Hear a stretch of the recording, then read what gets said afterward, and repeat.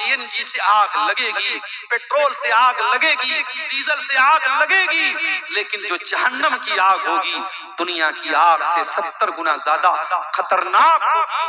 کس طریقے سے ہم اپنے بچوں کو جہنم کی آگ سے بچائیں گے؟ قرآن کہتا ہے قُوا أَنفُسَكُمْ وَأَهْلِيكُمْ نَارًا، اے ایمان والو بچا لو اپنے آپ کو اور اپنے گھر والوں کو جہنم کی آگ سے۔ اے اللہ ہم کیسے بچائیں؟ حضرت علی فرماتے ہیں علموہم وَأَدِّبُوہم، اپنے بچوں کو تعلیم دلاؤ، اپنے بچوں کو ادب دلاؤ۔ مجھے معلوم ہے اسی سیمانچل کے کچھ بچے ہمارے بنارس میں بھی پڑھتے ہیں، جامعہ سلفیہ بنارس میں، اور ہمارے مدرسے میں جہاں میں پڑھاتا ہوں جامعہ سلفیہ کی شاخ ہے وہ مدرسہ، وہاں بھی پڑھتے ہیں بچے۔ آسان نہیں ہوتا ہے، بہت سارے بچے ایسے بھی ہوتے، میں جانتا ہوں، پرسنلی ان کو جانتا ہوں، بیچارے وہ جامعہ میں پڑھ بھی رہے ہیں اور الگ سے کوئی کام بھی کر رہے ہیں تاکہ ماں باپ غریب ہیں، کھیتی کرنے والا باپ ہے، کسان باپ ہے، باپ کسی طریقے سے پریوار کو چلا رہا ہے، بچے کو پڑھائی کرنا ہے، ماں باپ پر بوجھ نہیں بننا چاہتا ہے، پڑھائی کے ساتھ ساتھ وہ ایکسٹرا کام کر رہا ہے اپنے آپ کو چلانے کے لیے۔ میرے پیارے ساتھیوں، ایسے بھی تعلیم حاصل کر کے کوئی سلفی بنا ہے، کوئی مدری بنا ہے، کوئی تیمی بنا ہے، کوئی سنابلی بنا ہے، کوئی محمدی بنا ہے۔ یہ بچوں کو جو آپ عالم بناتے ہیں یا دین کا علم سکھاتے ہیں یا ادب سکھاتے ہیں یا بچیوں کو کسی اچھے بنات کے ادارے میں آپ ڈال کے ان کو عالمہ بناتے ہیں، یہ بھی جہنم کی آگ سے بچانے کا ایک طریقہ ہے۔ میرے پیارے ساتھیوں، اگر ہمیں اور آپ کو اپنے بچوں کی تربیت کرنا ہے، اللہ تعالیٰ قرآن میں کہہ رہا ہے اپنے بچوں کو جہنم کی آگ سے بچاؤ، ہمیں اس کے لیے بھی انتظام کرنا چاہیے۔ میرے ساتھیوں، حرام کمائی سے اپنے پریوار کو بچانا ہے اور جہنم کی آگ سے اپنے بچوں کو بچانا ہے۔ اور ایک دعا اللہ نے سکھائی ہے قرآن کے 26ویں پارے میں، جس کی عمر 40 سال کی ہو چکی ہے۔ جو ظاہر ہے جب آدمی 40 سال کا ہوتا ہے، بیٹے بڑے ہو جاتے ہیں، بیٹیاں بڑی ہو جاتی ہیں، ہو سکتا ہے ایک آدھ دو بیٹے کی شادی بھی کر دیتا ہے، کیونکہ آپ کے سیمانچل میں تو شادی بہت جلدی ہو جاتی ہے۔ لڑکیوں کی شادی میں نے سنا 15-16 سال کی عمر میں ہو جاتی ہے، لڑکوں کی شادی 20 سال میں ہو جاتی ہے۔ تو اگر 40 سال کا آدمی ہوا ہے تو ہو سکتا ہے کسی لڑکی کی شادی بھی کر چکا ہو، کسی لڑکے کی شادی بھی کر چکا ہو۔ تو یہ جو زندگی کا سمے ہوتا ہے 40 سال، یہ ایک ایسا سمے ہوتا ہے جب انسان زندگی کا بہت کچھ چیزیں دیکھ چکا ہوتا ہے۔ 40 سال کی عمر ہونے کے بعد انسان اگر کوئی غلط کام کرے تو وہ یہ نہیں کہہ سکتا میں بہک گیا تھا، میں بھٹک گیا تھا، نہیں۔ 18 سال والا 20 سال والا بہک سکتا ہے، بھٹک سکتا ہے، یہ مانا جا سکتا ہے۔ کیوں؟ ابھی اس کے اندر اتنی سمجھ نہیں ہے، اتنی میچورٹی نہیں ہے، لیکن جو 40 سال کا ہو چکا ہے وہ سمجھدار ہو چکا ہے۔ اور اگر 40 سال کا ہونے کے بعد وہ کوئی غلط کام کر رہا ہے، سوچ سمجھ کے غلط کام کر رہا ہے۔ اب یہ جو دعا میں بتا رہا ہوں ذرا سنیے گا، حتی اذا بلغ اشدہ، جب انسان طاقت کو پہنچ جائے، وَبَلَغَ 40 سَنَةً، اور 40 سال کا ہو جائے، قَالَ رَبِّ أَوْزِعْنِي أَنْ أَشْكُرَ نِعْمَتَكَ الَّتِي أَنْعَمْتَ عَلَيَّ وَعَلَى وَالِدَيَّ۔ انسان کو یہ دعا کرنی چاہیے۔ جتنے 40 سال کے ہو چکے ہیں، میں دعا بول رہا ہوں، یوٹیوب پہ ریکارڈ ہو رہی ہے، اگر آپ کو یہ دعا نہیں سننے میں آ رہی ہے، نہیں سمجھ میں آ رہی ہے، جا کے قرآن کھول لینا اور قرآن کے 26ویں پارے میں شروع میں آپ کو یہ دعا مل جائے گی۔ ہر آدمی جو 40 سال کا ہو چکا ہے، چاہے وہ عورت ہے، چاہے وہ مرد ہے، چاہے وہ ماں ہے، چاہے وہ باپ ہے، اس کو یہ دعا پڑھنی چاہیے۔ رب اوزینی ان اشکر نعمتک التی انعمت علی، اے اللہ تو مجھے توفیق دے دے، اے اللہ میں تیری نعمت کا شکریہ ادا کروں۔ میں 40 سال کا ہو چکا ہوں، اے اللہ زندگی کا آدھے سے زیادہ ٹائم گزر چکا ہے، کیونکہ عام طور سے زندگی اس امت کی جو ایوریج عمر ہے، اللہ کے نبی نے فرمایا 60 سے 70 سال کی عمر اس امت کی ایوریج عمر ہے۔ تو آپ جب 40 سال کے ہو گئے، اس کا مطلب یہ ہوا کہ اب زندگی کی دوپہر ہو چکی ہے، اب زندگی کی شام ہونے والی ہے، اب زندگی کا زیادہ حصہ گزر چکا ہے۔ تو اللہ سے دعا کرتے ہیں، اے اللہ تو مجھے توفیق دے کہ میں تیری نعمت کا شکریہ ادا کروں، جو نعمت تو نے مجھ کو دی اور میرے ماں باپ کو دی۔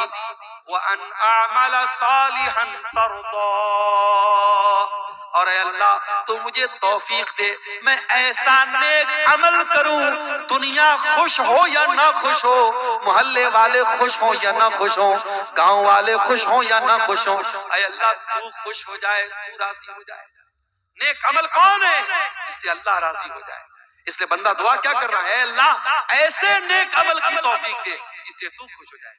وَأَصْلِحْ لِي فِي ذُرِّيَّتِي، اور اے اللہ تو میری اولاد کی اصلاح فرما دے، میری اولاد کو ٹھیک کر دے۔ انی تبت الیک، انی تبت الیک وانی من المسلمین، اے اللہ میں تجھ سے توبہ کر رہا ہوں، اے اللہ میں تیری طرف رجوع کر رہا ہوں، اور اے اللہ میں مسلمانوں میں سے ہوں۔ یہ دعا ہے جو اللہ نے سکھائی ہے۔ میرے پیارے ساتھیوں، اولاد سے محبت کرتے ہو تو یہ دعا ضرور پڑھا کرو، 40 سال کے ہونے کے بعد یہ دعا ضرور پڑھا کرو۔ اور ایک اور دعا بتا رہا ہوں جو قرآن کے 19ویں پارے میں ہے، اس کو بھی یاد کر لینا۔ سورہ فرقان کے آخر میں یہ دعا ہے، ربنا هب لنا من ازواجنا وذرياتنا قرة اعين واجعلنا للمتقين اماما، اے اللہ ہمارے بیوی بچوں کو ہماری آنکھوں کی ٹھنڈک بنا دے، واجعلنا للمتقين اماما، اور اے اللہ ہمیں متقیوں کا امام بنا دے۔ حضرت عمر بن عبدالعزیز رحمۃ اللہ علیہ جب خلیفہ ہوئے، فجر کے ٹائم انہوں نے چارج سنبھالا، فجر کے ٹائم انہوں نے چارج سنبھالا، فجر سے لے کے ظہر تک وہ فیصلہ کرتے رہے، حقداروں کو ان کا حق دیتے رہے، ظالموں کے ظلم کو کینسل کرتے رہے۔ ظہر کا ٹائم ہو گیا، حضرت عمر بن عبدالعزیز رحمۃ اللہ علیہ گھر آئے، ظہر کی نماز انہوں نے پڑھی۔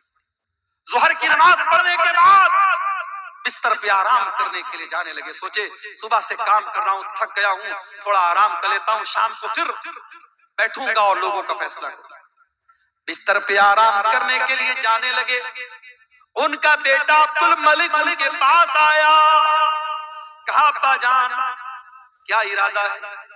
کہا بیٹا صبح سے بہت تھک گیا ہوں، فجر سے لے کر کے ظہر تک کنٹینیو لوگوں کے فیصلے کرتا رہا ہوں، بیٹا اب سونے جا رہا ہوں، آرام کرنے جا رہا ہوں، اب میں عصر کے بعد پھر نکلوں گا اور لوگوں کا فیصلہ کروں گا۔ کہا ابا جان کتنے مظلوم ہیں، ان کی آنکھیں آپ کا انتظار کر رہی ہیں، کتنے حقدار ہیں جو انتظار کر رہے ہیں کہ عمر بن عبدالعزیز آیا ہے، اب میرا حق مجھ کو ملے گا، اب میرے ساتھ انیائے نہیں ہوگا، اب میرے ساتھ اتیاچار نہیں ہوگا، اب میرے ساتھ ظلم نہیں ہوگا۔ اے ابا جان ایسے حالات ہیں اور آپ سونے جا رہے ہیں۔ کہا بیٹا صبح سے تو لگا ہوں، دوپہر تک ظہر تک تو کنٹینیو کام کیا ہے، تھوڑی دیر سستا لیتا ہوں، آرام کر لیتا ہوں، اس کے بعد پھر یہی کام کرنا ہے۔ کہا ابا جان کیا اس بات کی گارنٹی ہے کہ آپ بستر پہ سونے جا رہے ہیں اور آپ عصر تک زندہ رہیں گے؟ اگر اسی حالت میں آپ کی موت ہو گئی، اسی حالت میں آپ کا انتقال ہو گیا، کل قیامت میں اللہ پوچھے گا اے عمر بن عبدالعزیز تجھے خلیفہ بنایا گیا، تجھے امیر المومنین بنایا گیا، تیری عدالت میں بہت سارے کیس آئے تھے، بہت سارے معاملات آئے تھے، لوگ تیرا انتظار کر رہے تھے، تو دوپہر میں سو گیا، تیری موت آ گئی، اے عمر بن عبدالعزیز تو نے یہ لاپرواہی کیوں کی؟ ابا جان آپ بتائیے اللہ کو کیا جواب دیں؟ حضرت عمر بن عبدالعزیز رحمۃ اللہ علیہ کی آنکھوں میں آنسو، اپنے بیٹے کو گلے لگایا، کہا اے اللہ تیرا شکر ہے تو نے مجھے ایسا بیٹا دیا ہے، وہ بیٹا جو اپنے باپ کے دین کے سلسلے میں اپنے باپ کی مدد کرتا ہے۔ میرے پیارے بھائیو ایسے بیٹے کب ملیں گے؟ جب آپ بیٹوں کی اچھی تربیت کریں گے اور یہ دعا کریں گے ربنا حب لنا من ازواجنا وذریاتنا قرۃ اعین، اے اللہ ہمارے بیوی بچوں کو ہمارے آنکھوں کی ٹھنڈک بنا دے، وجعلنا للمتقین اماما، اور ہمیں متقیوں کا امام بنا دے۔ تو تربیت اولاد کے تعلق سے یہ چند باتیں میرے پیارے ساتھیوں، آپ کے سامنے میں نے رکھی ہیں، اس امید کے ساتھ رکھی ہیں کہ ہم اپنی اولاد کی تربیت میں ان باتوں کا دھیان رکھیں گے۔ آج سیمانچل کے علاقے میں اولاد کی جب بات آتی ہے، لوگ ایک سوال بہت کرتے ہیں، مولوی صاحب عقیقہ کرنا ہے، عقیقہ کرنا ہے۔ ٹھیک ہے، عقیقہ بھی اولاد کا ایک حق ہے، لیکن عقیقہ کے علاوہ بھی بہت ساری چیزیں ہیں، ہمیں ان چیزوں کا بھی خیال رکھنا چاہیے۔ وَاللَّهُ جَعَلَ لَكُم مِّنْ أَنفُسِكُمْ أَزْوَاجًا، اللہ تعالیٰ نے تمہارے لیے تمہارے ہی نفس میں سے تمہاری بیویوں کو بنایا۔ تم انسان ہو، تم مرد ہو، اللہ تعالیٰ نے تمہارے لیے عورت کو بنایا، تمہاری بیوی کو بنایا۔ اس دنیا میں اگر مرد اکیلا ہے تو بہت بڑی نعمت سے محروم ہے۔ جو کنوارے بھائی ہمارے ہیں وہ اس درد کو بہت اچھی طریقے سے سمجھتے ہیں۔ اللہ تعالیٰ نے بنایا ہے مرد کو عورت کے لیے۔ آدم علیہ السلام جنت میں تھے، ساری نعمتیں ان کے پاس تھیں، لیکن ان کو اللہ تعالیٰ نے جب حوا کو بنایا تب جا کر کے ان کا جیون کمپلیٹ ہوا، ان کی زندگی مکمل ہوئی۔ جب تک حوا نہیں آئی تھی ان کی زندگی مکمل نہیں ہوئی۔ تو جو لوگ یہ کہتے ہیں کہ اسلام عورت کو سمان نہیں دیتا، ان کو جا کے بتا، ارے اسلام تو وہ دین ہے جو یہ کہتا ہے کہ اس کائنات کی، اس دنیا کی اور انسانیت کی شروعات ہوئی ہے ایک مرد سے اور ایک عورت سے۔ اسی لیے اللہ کے پیارے نبی اپنے ہر خطبے میں قرآن کی 3 آیتوں کو پڑھا کرتے تھے۔ ان 3 آیتوں میں سے ایک آیت سورہ نساء کی بھی آپ پڑھتے تھے، جس میں اللہ نے فرمایا، یا ایھا الناس اتقوا ربکم الذی خلقکم من نفس واحدہ، اے لوگو ڈرو اپنے پروردگار سے، ڈرو اپنے رب سے جس نے تم کو ایک جان سے یعنی آدم سے پیدا کیا، وخلق منہا زوجہا، اور آدم سے اس نے حوا کو بنایا، وبث منہما رجالا کثیرا ونساء، اور اللہ نے آدم اور حوا سے انسانی نسل کو آگے بڑھایا۔ اس کا مطلب یہ ہوا کہ آدم جب تک حوا کے بغیر تھے، آدم ادھورے تھے، آدم انکمپلیٹ تھے، آدم مکمل ہوئے حوا کے پیدا ہونے کے بعد، اور جب آدم اور حوا دونوں پیدا ہو گئے تو ان دونوں کے ذریعے پھر انسانی نسل کو اللہ تعالیٰ نے، وہی بات اللہ تعالیٰ قرآن کے 14ویں پارے میں کہہ رہا ہے، اپنا احسان جتا رہا ہے، اپنا اپکار بیان کر رہا ہے، اپنا احسان بتا رہا ہے۔ وَاللَّهُ جَعَلَ لَكُم مِّنْ أَنفُسِكُمْ أَزْوَاجًا، اللہ نے تمہارے لیے تمہارے جوڑے بنائے، تم مردوں تمہارے لیے عورت کو بنایا، تم عورتوں تمہارے لیے مرد کو بنایا۔ آج کل پتہ ہے کیا ہو رہا ہے؟ چائنا وغیرہ میں ایسے روبوٹ بنائے جا رہے ہیں کہ آدمی کو عورت کی ضرورت نہ پڑے، عورت کے ٹائپ کا روبوٹ بنا رہے ہیں، عورت کے لیے ایسا روبوٹ بنا رہے جو مرد کا کام کرے، اس کو مرد کی ضرورت نہ پڑے، وہ روبوٹ سے اس کا کام چل جائے۔